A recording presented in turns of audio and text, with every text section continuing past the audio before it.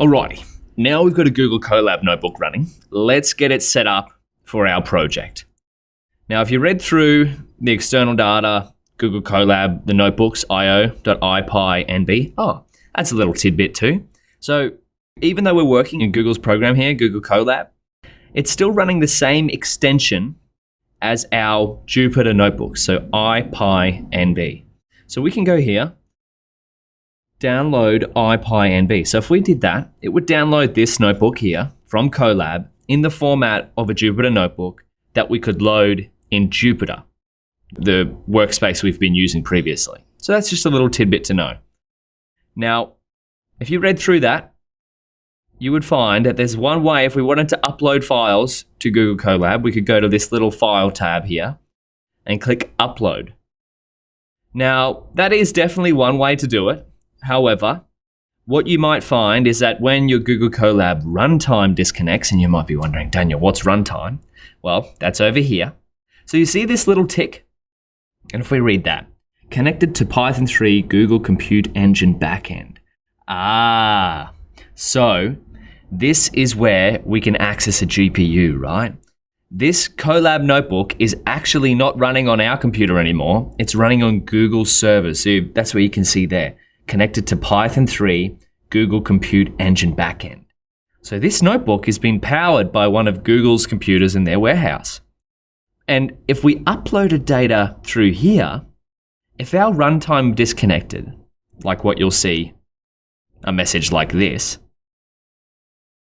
it's going to remove all of the data from here because we can't just keep storing data on Google's machines. Otherwise, they'd just get overflowed and we'd lose data, and some data you might have might be private, so it shouldn't be stored on Google's machine anyway.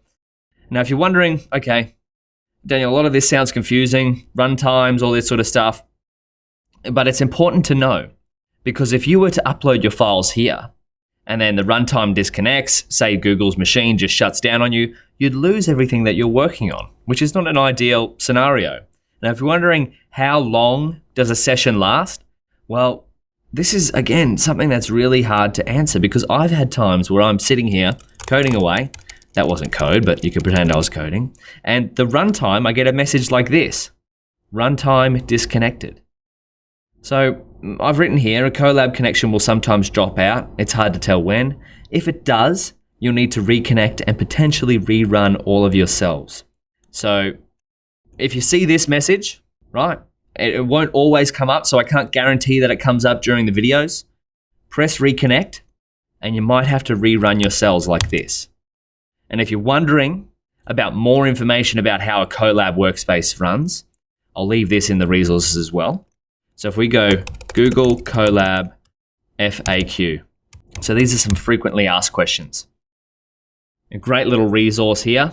This is your homework before the next video is to read through this.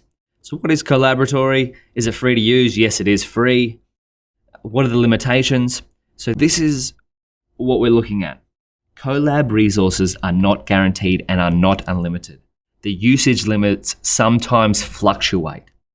So that's why we might randomly see one of these runtimes disconnected. And you might also see one of these messages, but we haven't connected Google Drive to Colab yet, so this won't appear just yet. We're still in the process of getting our workspace set up. So as quick as Colab is to get started compared to Jupyter, there are still a couple of little issues because providing a free service like this is what Google's doing is no easy thing to do. So we'll see where this might come up in the next video. But in the meantime, I want you to read through the Colaboratory frequently asked questions. I'll leave that in the resources section. And just make sure that you've got a little green tick here. And if you don't, this will change to connect. And I want you to click on that and see what it says.